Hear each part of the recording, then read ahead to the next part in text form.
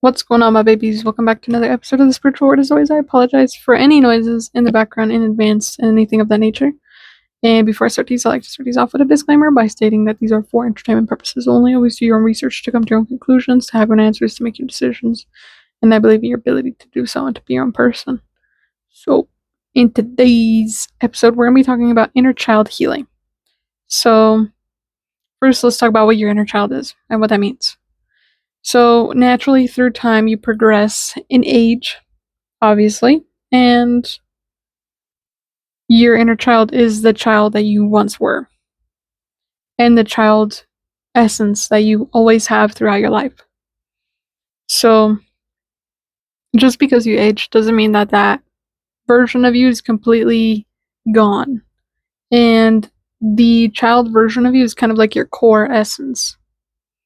And your core essence has a lot to do with a lot of the things that you desire in life and all of the things that you move through. Like if you hang out with a toddler, they already have their personality developed. And you can, like, for example, they're most of the time, obviously you're developing your personality, quotation marks, through physical life and stuff like that, but kids themselves have like a core energy to them that translates into later in life. Like, for example, one of the qualities that my little nephews have now that I can see translating into them in the future is their love for animals and their curiosity for the world. There's a lot of things that I guess you kind of grow out of, which is, I think, what confuses people when it comes to what does my inner child want, what does it need, stuff like that. And I don't want to get it confused with your whole personality is not developed through like, you don't have your whole personality as a kid, but you have like a core essence to you. So maybe personality is not the right word, but I don't have any other words to describe what I mean other than your core energy, something that you can always come back to. And a lot of the times I see who kids are going to be based off of who they're presenting as currently. Like my nephews, they love animals, and you can really tell that part.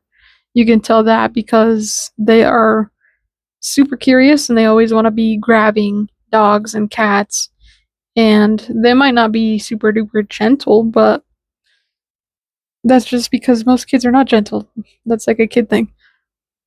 And so now that you know what the essence of the inner child, is, I'm going to talk about how to heal your personal inner child. So you have that energy to you.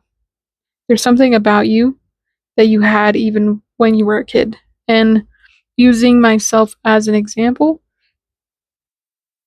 I've always been curious about spirituality. I always was curious about Native Americans. I was always curious about religions. I was always curious about consciousness. I just couldn't put that into words. I didn't know the word consciousness when I was 5. I didn't know what religion itself meant when I was 5, but I knew that it was a fascinating topic for me.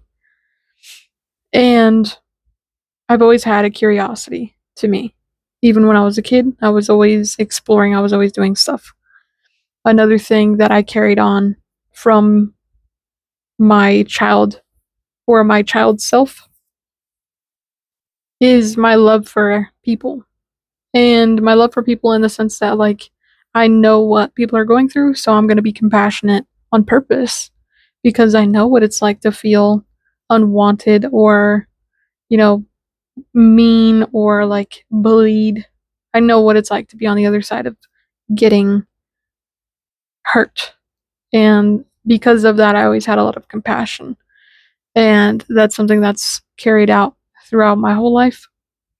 And so as I look at the timestamp, it's 4:44.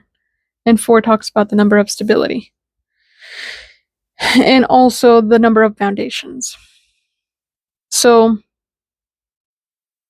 Your childhood is the fundamental base that you build your buildings on, and that building being you and what you want to do in life and what you want to see in your life and stuff like that, and what you're willing to work towards.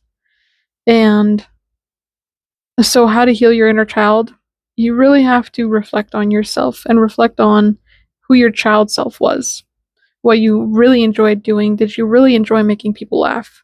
Was that something that you carried out? Or was working out something that you carried out from childhood? Or was playing video games something that you played out from childhood? Or making art? Or making music? Or singing? Or dancing? Or skating? Or making clothes? Or, creating something from nothing. Like when I was a kid, I was into carpentry. And I wasn't really into carpentry per se, but I loved to take stuff apart and to put it back together. And just to see how it worked. Like I was a very curious kid. And usually when I would take something apart, I wouldn't be able to put it back together. So I would just make something new. And I remember this one really pivotal moment in my existence that like still holds a lot of power to me. And it was this one time I was outside playing, and I was a very loner type of kid. Like I've always been a loner. And I was outside playing in my front yard or like in my side patio. And there was a tree that had a little bench wrapped around the tree, but it was falling apart. So I was like, oh, you know what? It would be fun to take this apart and make something new out of it since it's already falling apart. And my dad was like a basic mechanic, like knew how to do basics on cars, so we always had tools and stuff. And so I'd get the tools out. It didn't even matter what tools were what. I didn't care if I had the right tools. I didn't care about any of the things. I took that bench apart and I couldn't put it back together. So I just ended up making a little table. And that was one of the, like, obviously, my kid self, like, it wasn't a good ass table, but it was a table. And it was fun to do that thing. And that was one of the things that really sparked me into, like,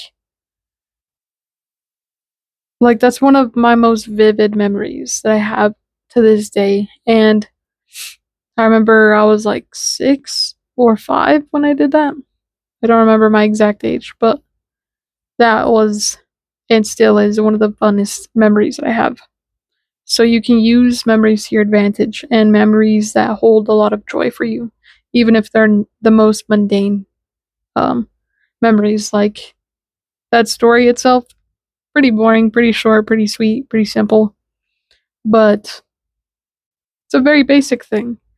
And those are going to be different for you, obviously, but that's what I mean by look at your memories and use the memories that you really feel at peace in. Like that was one of those moments where I felt really, really, really at peace for absolutely no reason. And I have a bunch of memories where like I'm playing and I'm doing stuff and I'm playing with my friends and doing stuff with my friends, but I always felt really, really at peace alone. I really always felt at peace when I was just doing what I wanted to do. And so my inner child's healing comes from doing the things that I want to do by myself and not necessarily on purpose to like push anything out of the way, but my inner child feels at peace. It feels super duper relaxed when I'm by myself. And I think that's one of the core essences that translates into like the podcast. I have had a couple of guests on here, but not a lot. And in order for me to feel comfortable enough to bring a guest, I have to really enjoy them as a person, like as an individual, besides what they do, besides their profession, besides what they, do outside of this space, the spiritual space. I have to really enjoy who they are as a person. And this is a translation of inner child healing, doing what I want to do alone. And another form of inner child healing could be like maybe you have a lot of trauma from being a kid, and maybe you were neglected or abused, or you've endured some sort of abuse. The inner child healing comes from you becoming the adult that you needed as a kid, and then thinking about that kid's self and sending that kid love. And being with that kid and sitting there and telling that kid it's okay, it's gonna be okay. And if you don't have a lot of, inner child healing, then most of the time it's just, what do you want to do? What does the child in you say it really wants to do? What's something that you miss from childhood? And maybe for you, you sit down and you're like, I miss going out and hanging out with my friends outside. Then, invite all your friends or just go by yourself and go outside and do the things that you used to do. Maybe you used to ride on a scooter or ride on a bike. Maybe you missed that. Just do that and make your inner child feel free again, feel happy again, and really embody that innocence that you had. And another form of inner child healing could be maybe you love to draw with crayons, and one day you had some big bad bully just come over and snap all your crayons and throw them away. And so you never went back to using crayons, and you really miss that. Draw with crayons. Another thing is to just be very childlike and playful. Be very playful in this specific energy. And I say within life, just be playful within life, because your inner child never goes away. So the healing that you do, it's never done. It's about maintenance. And what I was thinking about when I saw the 444 was maintenance. 444, or like the 4 to me, is this stability, but stability isn't really stable. It's just maintenance. You don't cut your grass one time and that's it. Your grass is never gonna get long again. It's something that you have to maintain. And everything in life you have to maintain. You have to maintain stability within relationships. You have to maintain stability within finances. You have to maintain stability at home, at work, at school, in life. You have to maintain those things. And this is not anything different. You have to maintain what felt needed to be felt, especially in your childhood days. Especially if you have trauma and you thinking about, you sit there and you think about your childhood and you're like, I had a horrible childhood. That means that your inner child is begging, crying for you to give it some attention, give it some form of peace, send it love, and be that person that you'd feel safe with. And when you become that person that your inner child would have been safe with and that would have had a lot of fun with, you really fucking heal yourself. And you heal yourself in different forms than you even realized. And, I know people that can't physically cry because they have forced themselves to not cry for so long that now it feels false. And when you do this inner child healing, it could trigger those types of responses in you. And your job in those moments is to react the way your true core essence would react. How would a kid react? A kid that's not you. A kid that doesn't have your trauma. And if you have one of those responses where like you can't cry or you can't laugh or you can't be innocent or you can't be playful because of one thing or another, and it's really hard for you to do those things, be that person that you'd feel safe with, what would that person tell your inner child? You're playing both of these roles at the same time. So do it with your heart, your soul, and do it well. And do it for the maintenance that you feel. You're just basically trying to maintain your peace. and the maintenance that you put into yourself is the amount of peace you're going to obtain. The more you care about keeping your peace, the more your peace will be maintained. And the more you maintain your peace, the more it's going to be maintained. So it's a very basic concept, but I'm in this here. Thanks for tuning in and tapping in. As always, my babies, I love you and I appreciate you for being here. I upload Monday through Friday at 8 p.m. Mountain Time. If science, psychology, spirituality, self-help, and philosophy are things you're interested in, those are my main 5 topics. And yeah, thanks for being here. I'll see you in the next one. Peace.